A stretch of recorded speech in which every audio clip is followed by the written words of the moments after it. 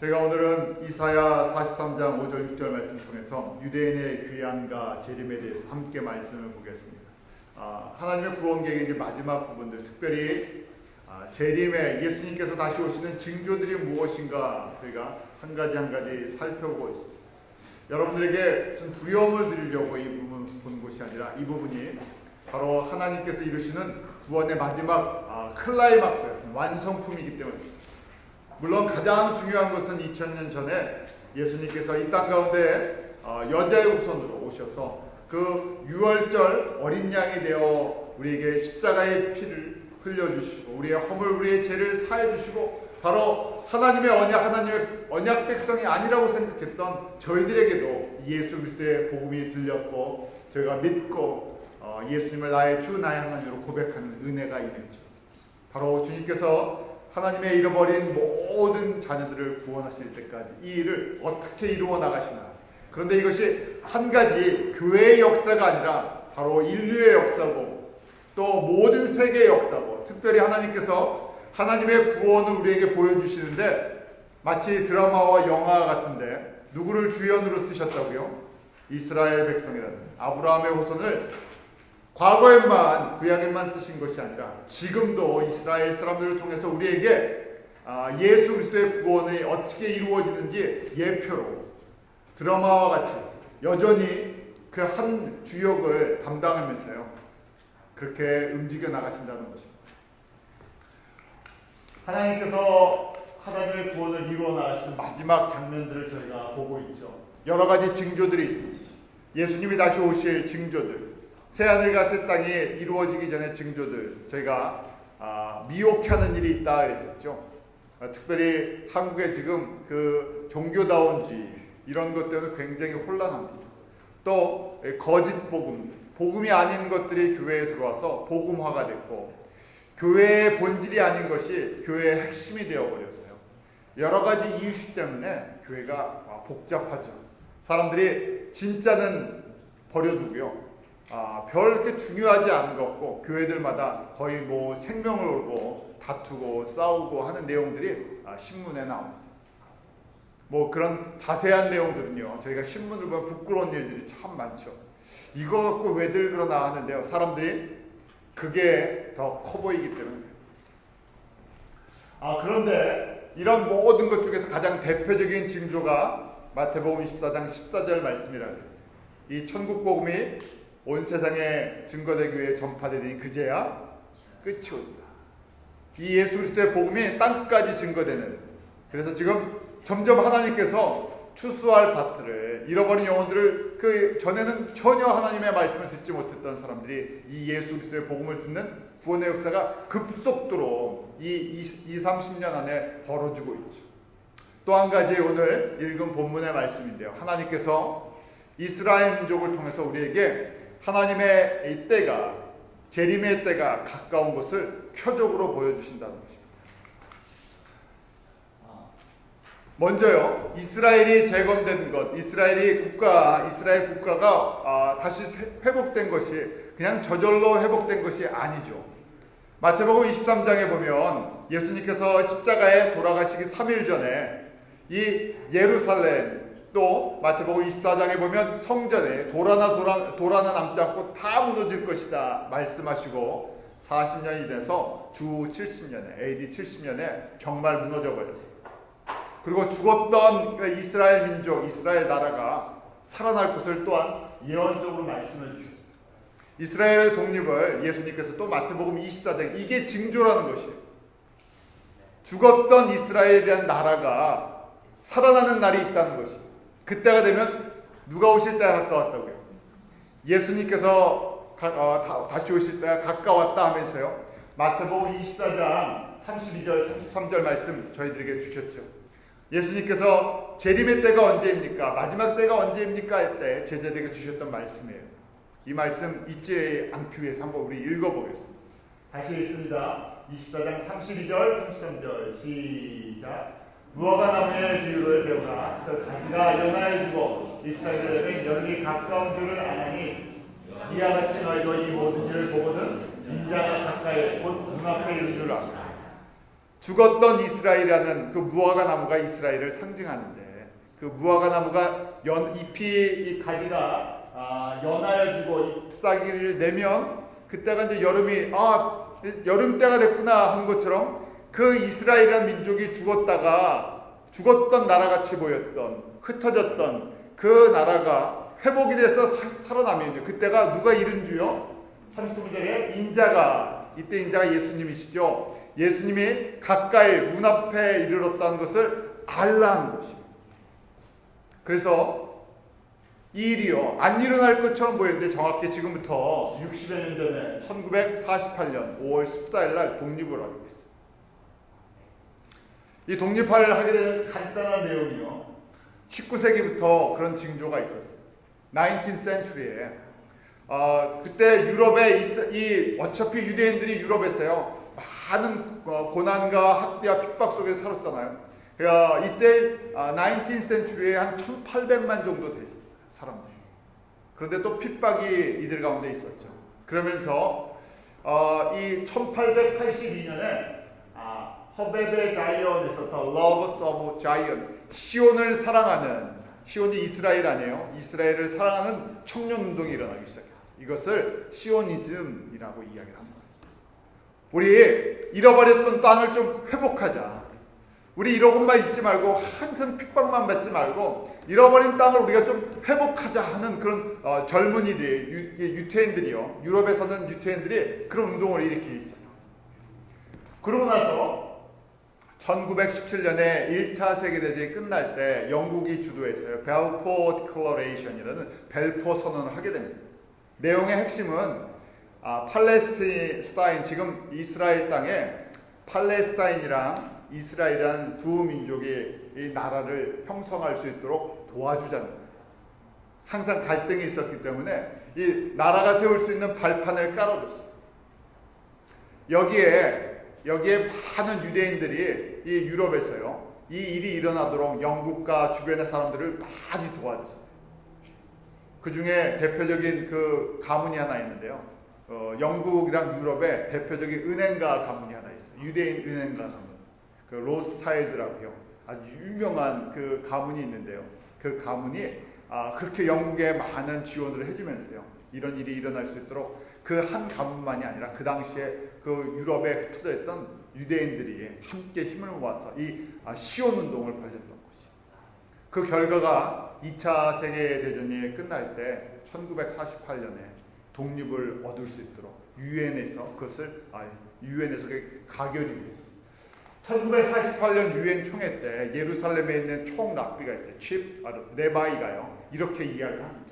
레바이 피시만이라는 사람인데요, 유대인 전통에 따르면 유대인들은 메시아가 도래하기 전 반드시 팔레스타인 땅으로 복귀해야 한다. 우리의 전통에 따르면 예루살렘은 팔레스타인 땅 위에 있고 메시아는 예루살렘에 임하실 것 때문이다.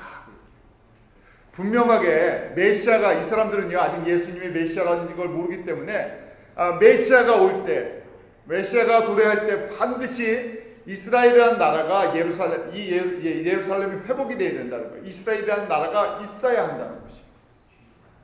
그래서 1947년에 이런 일이 유엔 총회에서 가결이 됐어요. 결국 48년 5월 14일 극적으로 나라를 찾게 됩니다. 그런데 하나님께서 이스라엘 하나만 움직이시는 것이 아니라 이스라엘 독립할 수 있도록 주변에 이 1차, 2차 세계대전을 통해서요, 주변의 연합국들이 이스라엘 쪽으로 힘을 실어주게 그 많은 것들을 깔죠.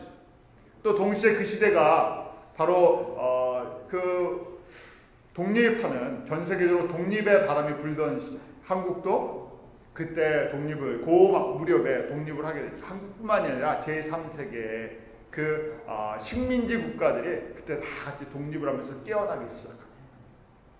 하나님이 이스라엘이라는 한 민족을 다루시면서요, 주변의 모든 나라들을 교연과 같이 함께 움직이시는 역사의 주인공이십니다. 그래서 저희가 역사를 볼 때 항상 이 이스라엘을 잊지 마시기 바랍니다. 이스라엘을 그냥 주이시, 그러니까 이스라엘 항상 분쟁이 있지 이렇게만 생각하지 마시고요. 이스라엘 사람들 돈 욕심 많지 뭐 이렇게만 보지 마세요. 이스라엘 사람들은 지금도 살아있는 하나님 나라의 하나님의 구원을 이루는 연극의 그 드라마의 주인공들. 우리에게 언약의 말씀을 통해서 성경 구약과 신약의 말씀을 통해서 하나님의 뜻을 우리에게 정확하게 전해주시는 것처럼 이 구약의 말씀, 신약의 말씀을 따라 움직이는 살아있는 말씀을 증거하는 사람들.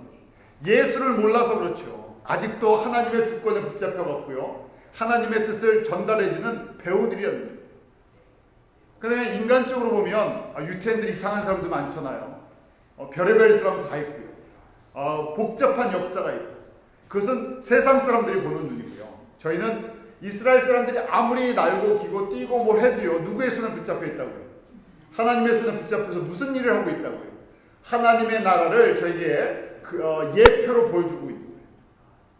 그래서 이스라엘 사람들을 보면서 저 사람들이 그냥 움직이는 것이 아니라 저 사람들을 보면서 하나님의 나라가 어떻게 움직이는지 잘 보라는 그런 시그널과 같은 거예요.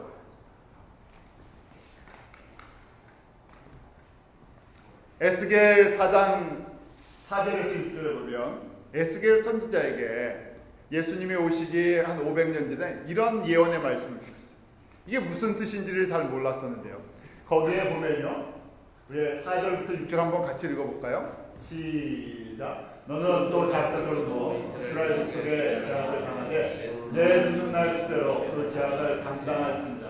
내가 그의 범죄한 횟수대로 내게 날수를 정하였더니 곧 390일이니라.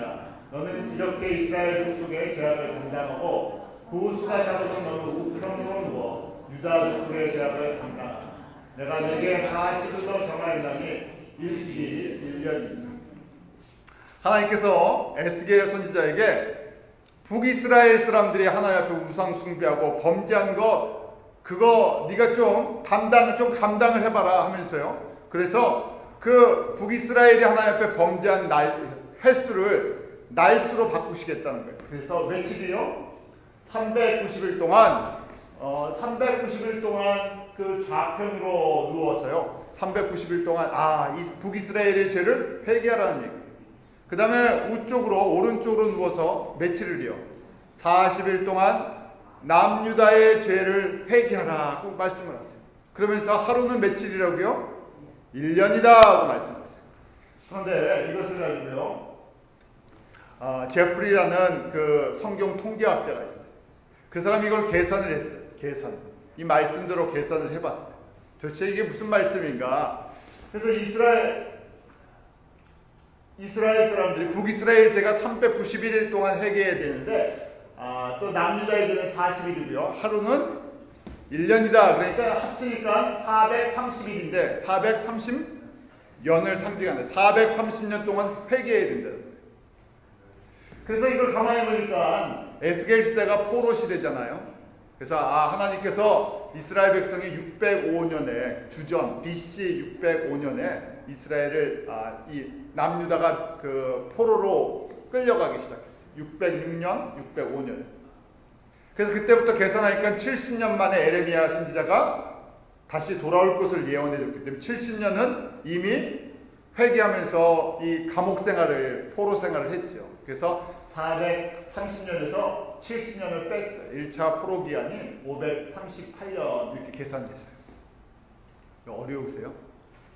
조금 숫자가 나와서 헷갈리시죠? 제가 최대한 쉽게 설명을 해드리는 거예요. 430년 동안 회개를 해야 되는데 70년을 바벨론에서 이 포로 생활하면서 회개를 했다는 얘기예요. 제가 얘기하는 게 아니라 이 성경학자가 이야기하는 거예요. 제가 전해드리는 거예요.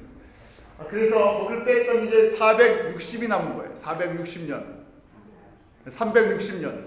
360년만 회개를 잘하면 되는데요. 나머지 360년을 잘해야 되는데 360년을 채우면 이 지금 너희 이스라엘이라는 나라를 회복시켜 주시겠다는 회복의 약속. 에스겔에게 너희가 지금 전체 430년이고 70년 했으니까 나머지 360년 동안 진심으로 회개하고 우상을 버리면 이스라엘이 독립한다는 얘기예요. 나라를 회복한다는 거예요. 나라를 잃어버렸으니까. 그런데 주전 170년이 이제 360년에 채워질 때인데 그때 완전한 독립을 하지 못했어요. 여전히 우리가 말라기 시대 이후잖아요. 여전히 우상 숭배를 하고 제사장들은 타락해버렸고 영적으로 캄캄하던 시대예요. 그래서 이 제프리가 계산을 하기를 레위기 26장 21절에 보면 하나님께서 회개하라고 명령을 내리셨는데 이스라엘 사람들이 우상 숭배를 하고 온전히 회개하지 않으면 죄가 몇 배가 된다고요? 7배. 회개의 시간을 줬는데 회개를 온전치 않으면 7배라는 거예요. 죄가. 그래서 360 곱하기 7을 했더니 2520년을 회개를 해야 된다는 거예요. 2520년은 유태인들의 달력이에요. 유태인들은 1년에 360일을 계산하거든요. 그래서 우리 태양력은 365일이잖아요. 우리식으로 이제 날짜를 계산했더니 2483년 8개월이에요. 그래서 538년에서 2483년을 갖다가 빼버렸더니, 그리고 AD랑 BC가 바뀔 때 BC-1이 그 다음 해는 0이 아니라 AD 1년으로 하니까요. 1을 더 해줘야 돼요. 그래서 합쳤더니 몇 년이 나왔어요? 1948년 4월이다. 자, 하나님께서 정확하게 이렇게 이스라엘 사람들의 죄의 값을 치르게 하고 1948년에 독립을 시켜주십니다. 한 가지 예예요.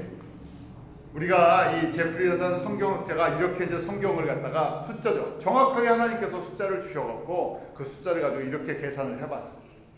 저희가 한번 이렇게 자세히 보면요. 하나님께서 하나님의 구원을 이루시는데 하나님의 말씀을 언약하시고 예언의 말씀을 이루어 나가실 때 반드시 이루신다는 것이죠. 그래서 여러 가지 우리가 징조를 줄 때 그냥 성경 말씀을 한쪽 귀로 듣고 버리지 마시고요. 지금 이스라엘 민족에게 나라를 회복하시는 것, 1948년에 나라가 회복된 것은 분명하게 예수님께서 다시 오시는 이스라엘이 회복되는 그 하나의 재림의 징조라는 것이죠. 그리고 오늘 본문 말씀에 보면 또 이사야 43장 5절과 6절에 보면 그 이스라엘 사람들이 나라가 회복됐으니까 흩어져 있던 유대인들을 하나님께서 돌아오게 해주시겠다. 그런데 돌아오는 모습이요, 동서남북의 표현법이 약간씩 달라요. 돌아오는데 그냥 다 돌아온다고 하지 않고요, 동방에서 오늘 말씀에 보면 동방에서부터 오게 하며 서방에서 너를 모을 것이고 북방에 이르기를 놓으라, 이러면서 표현법이 달라요. 이스라엘 사람들이 돌아오는 것이, 이스라엘 나라가 회복되고 나라가 있으니까 백성이 돌아와야죠. 이 백성이 돌아오는 것이 또 하나님의 나라가 주님의 재림의 징조라는 것이, 이스라엘이 회복되면 회복될수록 누가 더 가까이 오셨다고요? 예수님이 가까이 오셨다는 것이. 그래서 에스겔 선지자도 37장 21절 22절에 그렇게 이스라엘 백성들이 원방 각지에서 돌아와서 한 나라를 이룰 것이다. 다시는 나뉘지 않는, 바로 예수 그리스도를 통해서 이루어지는 완성된 하나님의 나라를 또 예레미야 선지자도요, 그 쫓겨났던 모든 땅에서 그 열조의 땅으로 다시 돌아올 것이다. 완전한 회복의 날을 바라보고 있어요. 그냥 한 나라가 독립을 해서 찾는 것이 아니라 예수 그리스도를 통해서 완전히 회복될 때까지 바라보고 있어요. 그래서 저희가 이 말씀을 보면서 어떻게 이스라엘 사람들이 돌아오고 있나 하는 것을 저희가 한번 봐야 하는 거죠.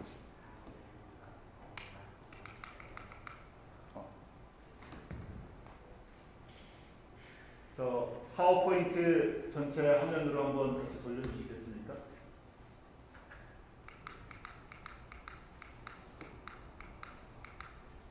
첫 번째, 동방에서부터 오게 하며 그러면 I'll bring your children from the east. 동방에서부터 오게 한다 그랬는데, 동방은요, 예루살렘 중심이에요. 예루살렘의 동쪽이니까 지금의 시리아, 요르단, 사우디아라비아, 이락, 예멘, 그 다음에 이라크, 그런 데입니다. 1948년 독립하면서요, 그 다음에 이라크에서 12만 1,500명이 돌아왔어요. 이 유대인들이 이렇게 돌아오는데요, 동쪽에서는 좀 쉽게 그냥 온다는 얘기예요. 그렇게 큰 어려움이 없이. 우리 여러분들이 그레인넥에 가면요, 지금 뉴욕에 사니까 얼마나 이스라엘 사람들 공부하기 좋은지 몰라요. 우리가 매일 만나는 사람들이니까요. 그레인넥에 가면 어디 유태인들이 많이 산다고 얘기합니까? 돈 많이 벌었어요. 그레인넥에 사는 유태인들을 뭐라고 얘기하는지 아세요? 어느 지역 사람이라고요? 퍼전 주라고 해요.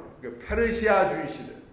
페르시아 주이시들이라고 얘기하는데 그 사람들이 그레인넥에 많이 몰려 살고 있는데요. 왜 페르시아 주라고 하냐면 페르시아가 이라크를 얘기하는 거예요.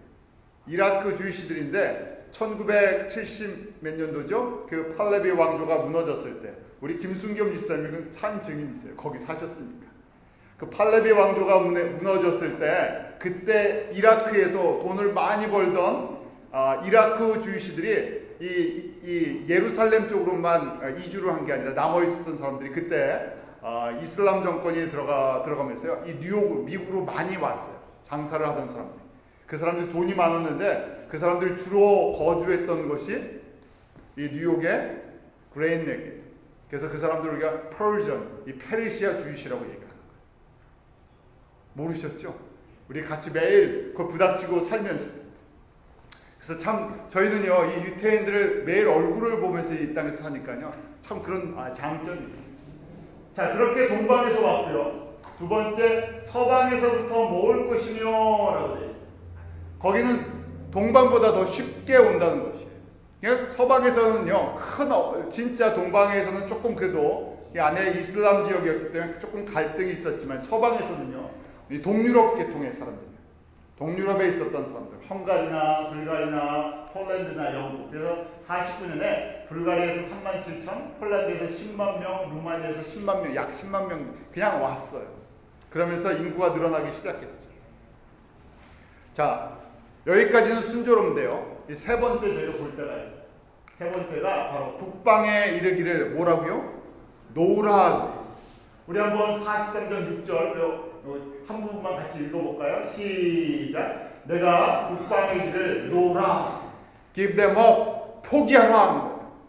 붙잡고 있으니까요. 그 사람들 놔줘라 한다는 얘기예요. 그 북방의 예루살렘을 중심으로 북쪽을 저희가 이제 지금 소련, 지금의 러시아 땅을 이야기해요. 모스크바. 그래서 이 러시아에서 붙잡고 있다는 얘기예요.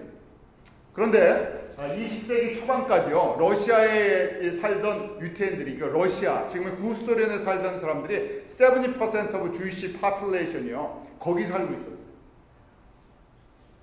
구소련 지역에 살고 있던 유태인이 제일 많았어요. 전 세계 유태인의 70%는 구소련에 살고 있었어요. 그런데 여러 가지 이제 핍박들이 갑자기 이제 20세기가 들어오면서 많이 들어오기 시작했어요. 레닌의 사실 오른팔 같은 이론을 갖다 세웠던 오른팔 같은 사람이 유태인이었어요. 여러분들 칼 마르크스가 어느 나라 사람인지 모르시죠? 공산주의 이론을 만들어냈던 그 사람이 유태인이에요. 그 공산주의 이론을 만들어낸 사람들이 또 유태인들이에요. 그래서 그 중에 600만이 있었는데 1차 세계대전 이후에 여러 가지 핍박 때문에 다 흩어지고 러시아에 300만이 있었는데요. 그 사람들이 정치, 경제, 과학 모든 것들을 다 쥐고 있었어요. 놔줄 수가 없는 거예요. 러시아 입장에, 소련 입장에서는 그 사람들이 핵심 인력이기 때문에 그 사람들을 풀어줄 수가 없어서 꽉 쥐고 있었어요. 적당히 핍박을 해가면서 그 사람들을 꽉 붙잡고 있었는데 그 사람들이 1970년대에 들어와서요. 이 미국에 있는 지금 전 세계에 현재 이스라엘 사람들이 1,400만 14 밀리언 정도 살고 있는데 북미에 한 600만이 살고 있고요. 6 밀리언. 그다음 지금 팔레스타인 이스라엘 땅에 500만이 살고 있어요. 나머지는 전 세계 조금씩 흩어져 있는데 그 당시까지만 러시아에 제일 많았었는데요. 1970년대 미국의 이 유태인들이 곡물 시장에 밀 무역하는데 밀을 갖다가요 무역하는데 트레이드 하는데 이 사람들이 다 쥐고 있어요. 그러면서 소련이 그때 한창 가뭄이랑 기근이 들어갔고 이 거래를 하기 시작했는데 조건이 자신들 유태인 러시안 주이시들을 이스라엘 땅으로 돌려보내주면 우리가 밀을 갖다가 주겠다는 거예요. 그렇게 압력을 가했어요. 그때부터 이 유태인들이 미국에도 러시안 주이시들이에요. 러시안 주이시들이 미국에도 쉽게 들어왔고 그 다음에 이스라엘 땅에 가서 살기 시작했는데 그 땅들을 정착촌을 만들기 시작했어요.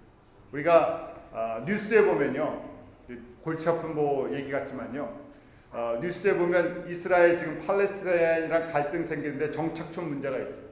갑자기 팔레스타인 사람들이 살고 있는 데다가 이스라엘 정부가 아파트 짓고요, 이런 러시아에서 온 이주자들 갖다 그냥 집어넣어 버린 거예요. 그러니까 그 안에서 갈등이 생겨갖고 지금 그런 아주 사회적인 문제가 심하게 일어나는데, 이 한꺼번에 매년 100만 명 정도 되는 사람이 들어와 버리니까요, 도시 개발을 하고 이 사람들을 거기다 집어넣었던 거예요. 이 사람들도 힘들었고요. 또 팔레스타인 사람들을 갑자기 수십만의 그런 주이시들이 사방에서 들어오니까요, 이 안에 또 이 사람들이 거부했던 이런 모습들이 있었던 거예요. 저희가 러시안 주이시들이 뉴욕 굉장히 많이 들어왔어요. 이때도요. 그래서 대표적인 지역이 러시안 주이시들이 많이 사는 지역 혹시 아십니까? 이 코니 아일랜드, 그 다음 스태튼 아일랜드 가면 주이시 지역이 있는데 거기에 러시안 주이시들이 많아요. 뉴욕. 그래서 한국 사람들이랑 비즈니스 경쟁도. 또 1988년에 고르바초프가 이 개방 정책을 하게 됐죠. 그리고 이어서 옐친도요, 이 서방에 대해서 우호 정책을 펴주기 시작했어요. 그러면서 문이 활짝 열립니다. 이스라엘 사람들, 러시안 주이시들이 사방으로 퍼져나갈 수 있도록 길이 열렸어요. 이렇게 생긴 사람들이 대표적인 러시안 주이시들. 우리가 뉴욕에서 흔하게 보는 사람들 있죠. 이게 뉴욕거리가 아니고요. 이 사람들이 대표적으로 이 러시안 주이시들의 모습. 또 러시안 주이시의 대표적인 인물 한 사람을 제가 보여드려요. 다 아시는 사람이죠. 이 사람이 누군지 모르셨죠? 이 사람의 아버지가 러시아에서 태어난 러시아 유태인이고요. 엄마는 뉴저지에서 태어난 러시아 유태인 후손이에요. 그래서 이 사람이 바로 러시안 주이시의 세컨 제너레이션, 마이클 블룸버거죠. 그만큼 하나님께서 러시아에 제일 많은 유태인들이 있었는데 핍박 속에서요, 이 사람들을 갖다가 그 본국으로 돌아올 수 있다. 그 러시아가 잘 나가다가 미국이랑 같이 경쟁을 하다가요, 한순간에 무너지기 시작하잖아요. 1970년, 80년, 90년 되면서 그때 유대인들이 자유롭고 돌아왔던 것입니다. 마지막으로요, 남방에 이르기를 라고 되어 있어요. 43장 6절인데요. 우리 한번 6절 같이 읽겠습니다. 시작. 남방에게 이르기를 부유하지 말라. 내 아들들을 원방에서 이끌며 내 딸들을 땅끝에서 오게 하라. 남방에게 말하기를 부유하지 말라 그래야 되는데요. Do not hold them back. 그 사람은 꽉 붙잡고 있다는 얘기예요. 못 가게. 남쪽에서는요. 그래서 예루살렘 남쪽에 유대인이 어디 사나, 여러분들 아마 이 사람들을 보면 이 사람들도 유대인이었나? 그러고. 이 예루살렘 남쪽이라고 이야기하는 이 사람이 이디오피안 주예요. 이디오피아에 우리 솔로몬 때 어느 여왕이 찾아옵니까? 스바의 여왕이 찾아오죠. 그리고 나서 솔로몬을 통해서 아들을 낳아서 그 다음에 이 지금 에디오피아에 갔는데 그 왕족이 됐어요. 1960년대까지요. 그 왕위가 계속 계승돼갖고 왕이요, 자기는 이 솔로몬의 후예라고 계속 에디오피아 왕은요, 나는 솔로몬의 후예다 그렇게 고백했던 사람들. 그런데 그 정권이 무너지면서, 왕국이 무너지면서 새로운 군부 세력이요, 이 모든 것들을 학살하고 또 핍박을 하기 시작했어요. 그때 붙잡혀 버렸어요. 스스로 유대인이라고, 이게 블랙주인데요. 우리가 보면 블랙주인데 이 사람들은 이디오피안 주고요. 이 사람들 말로는 팔라샤라고 얘기해요. 이 사람들을 에디오피아에서 그 혁명 정부가 놔주질 않는 거예요. 그래서 이제 이스라엘 정부가요, 이 사람들을 구출해내기 위해서요, 2번에 걸쳐서요, 작전을, 오퍼레이션, 이 탈출 작전을 만들어냈어요. 이렇게 작전을 만들었는데 비행기를 동원해갖고 이 군사랑 또 주변의 나라의 도움을 받으면서 2번의 작전을 펴냈어요. 첫 번째는 오퍼레이션 모지스라고요. 모세 작전인데 84년에 수단 정부의 도움을 받고 벨기에 항공을 이용해서 12,500명을 구출해냈어요. 그 다음에 91년에 또 오퍼레이션 솔로몬이 있어요. 솔로몬 작전에서 그때 18,000여 명을 구출합니다. 아직도 남아있어요. 제가 저희 저쪽에 같이 있었을 때 메시아닉 주이시 예배드리는 우리 유태인 크리스천들, 저랑 학교 같이 공부했던 그 목사님, 락비 목사님이 목회하는 그분들이 한때 제가 가서 보니까요, 모금함에다 돈을 모으고 있어요. 그래서 이 헌금을 모으고 있게, 이 헌금은 무슨 헌금입니까? 하고 제가 데이빗 로젠버거 목사님께, 유태인 크리스천인데 목사님인데요, 이 헌금은 무슨 헌금입니까? 통에다 모으고 있어. 보니까 저때 탈출한 사람 중에서 남은 사람들이 있다는 거예요. 못 구해낸 사람들. 근데 못 구해낸 사람들 대부분이 메시아닉 주이시라는 거예요. 저기서 에티오피아에서 노예같이 사는데 메시아닉 주이시, 유태인 크리스천들은 구하지 않았다는 얘기예요. 그분 얘기는. 그래서 지금 그 헌금을 모아갖고 유태인 크리스천들이 여기 미국에서 헌금을 모아서 그 사람들을 구출해내려고요. 그 사람들을 탈출시키려고 자기네가 헌금을 모으고 있다. 끝으로 맨 마지막에 원방에서 또 땅끝에서라고 이야기했는데, 그 원방은 예루살렘에 보면 가장 먼 지역들, 저희가 남아프리카나 오스트레일리아, 또 땅끝 남미, 아르헨티나, 브라질, 사방에 10만 명에서 작게는 10,000에서 2만 명의 유태인들이 살고 있죠. 그런데 지금 저희가 이 다른 어느 나라에서는요, 얼마든지 이스라엘 땅으로 가고 싶으면 갈 수 있죠. 이민을 갈 수도 있고 거꾸로 이쪽으로 올 수도 있고. 그래서 이 말씀을 제가 이제 결론을 지면요, 거의 다 이 말씀도 이루어졌어요. 웬만한 사람들은 이제 여행이나 이주의 자유가 있으니까 살고 싶은데 살 수 있죠. 유태인들이 지금 이사야 43장의 말씀처럼 그 동쪽과 서쪽과 북쪽과 남쪽에서 여러 가지 모습으로 다시 본토로 돌아오고 있어요. 그래서 저희가 이스라엘은 하나님의 구원의 예표다 하고 말씀드렸습니다. 하나님께서 이스라엘 사람들 포기하지 않으시고 맨 마지막 구원을 받는 우리 같은 이방인 크리스천들의 구원을 다 받고 나면요, 유태인들이 돌아올 것인데, 유태인들이 이렇게 이주를 하면서요, 100년 전부터 이렇게 옮겨 다니면서 하나님께서 강권적으로 또 성령의 역사가 일어나면서 메시아닉 주시, 예수를 믿는 사람들이 소수지만요 생겨나기 시작했죠. 1,400만 중에 한 1%, 한 10만에서 14만 명의 예수를 믿는 크리스천들이 있어요. 주님께서 이렇게 유대인들을 통해서 우리 보고 메시지를 전하죠. 너희들 깨어있어라. 이제 예수님이 오실 때가 가까웠다. 한편으로는 뭐가 끝난다고요? 이방인 추수 기간이 점점 끝나간다는 거예요. 그런데 저희는요, 여전히 이런 데 관심이 없어요. 대부분의 성도들이나 대부분의 교회가 주님 오실 때가 가까운데 엉뚱한 일들을 하고 있죠. 다른 일에 관심이 많아요. 세상 일에 관심이 많고, 이스라엘을 통해서 우리에게 보여주시는 이런 메시지가 급하게 변하면서 주시는 메시지가 있는데, 그냥 각자 우리 살 길이 바쁜 거예요. 저희가 이 말씀을 보면서 정말 이때 우리가 깨어있어요. 또 끝까지 우리가 어떻게 하든지 예수 그리스도의 복음이 우리에게 주신 사명이 이방인 중에 하나님의 자녀들이 있는데, 그들을 갖다 우리는 구출하는 작전에 참여하는 사람들. 마치 이스라엘 사람들이 자신의 혈연적인 관계 때문에 이스라엘 그 동족들을 구출해내는 것처럼, 저는 여러 가지 형태로요, 잃어버린 하나님의 자녀를 구출하는데 한 부분을 담당합니다. 저희가 선교지를 위해 기도할 때 이런 마음, 우리가 이런 나라들 위해 기도하는데, 주님 나에게도 잃어버린 영혼들, 잃어버린 나라들 좀 가슴에 품게 해주십시오. 우리가 미얀마 위해서 기도하고 중국 위해서 기도하고 또 몽골 위해서 기도하는데, 하나님 나에게 좀 영적인 좀 욕심이 있었어요. 난 다른 나라도 난 더 기도하고 싶습니다. 다른 교회도 기도하고 싶습니다. 다른 민족도 좀 붙잡고 싶습니다. 여러분들이 그렇게 기도하는 게 하나하나가요, 하나님 나라에 기억되는 것이고, 저희가 마지막 때 지혜로운 사람들로 살아가는 방법. 왜냐하면 예수님께서 곧 다시 오신다고 하면요, 내가 온다고 이렇게 많은 사인들을 보내줬는데 그동안 뭐하고 있었니? 그럼 안 물어보시겠습니까? 주님 오실 때가 되면 사람들이 노아의 때와 같다. 사람들이 각자 세상에 사는 일에 복잡해져 버려요. 그 세상 일의 모든 것을 다 빼앗긴다.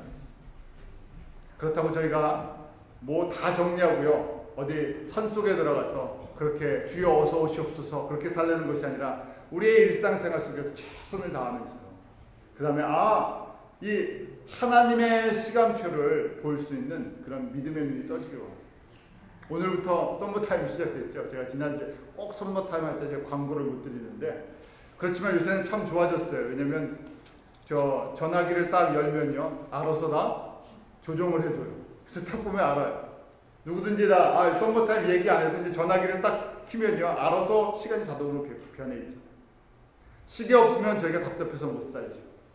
마찬가지로 저희 가운데 영적인 시계예요. 이스라엘이 어떻게 보면요, 이스라엘의 나라는 영적으로 우리에게 하나님의 나라를 볼 수 있는 시계입니다.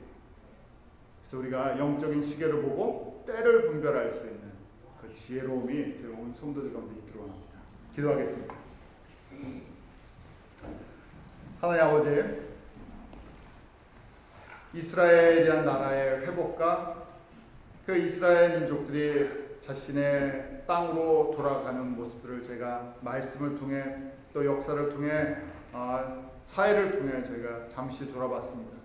어떻게 생각하면 뭐 이런 말씀까지, 이런 세상까지 우리가 알아야 할까 하는 의문이 들 수도 있지만, 하나님께서 지금도 이스라엘 백성을 통해서 그 하나님의 살아있는 메신저들로서 사용하심을 저희가 믿습니다. 저들의 움직임을, 또 저들에게 하나님께서 선지자를 통해서 주셨던 말씀이 회복되는 것을 보면서 저희로 깨어있게 하시고, 예수님의 때, 하나님의 때를 분별할 수 있는 지혜가 있게 하여 주시옵소서. 우리에게 주신 언약의 말씀을 저희로 간직하게 하시고, 그 말씀이 우리 시대에 일어나는 것들을 보면서 저희들에게 지혜로운 성도 되게 하여 주셔서 다시 오실 예수 그리스도를 위해 우리에게 주신 모든 삶을 기쁨으로 주님 앞에 드릴 수 있는 그러한 복되고 아름다운 성도의 삶을 걷게 해 주시옵소서. 하나님, 우리에게 주신 이 마지막 때의 사명, 잃어버린 주의 영혼들을 살리고자 하는 그 하나님의 뜻을 이루어 나가는 기쁜 우리 교회의 성도와 또 저희 교회 되게 하시고, 이 일을 잘 마치고 주님 앞에 함께 서서 칭찬받을 수 있는 은혜가 저희 가운데 넘쳐나게 하여 주시옵소서. 예수님의 이름으로 기도하옵나이다.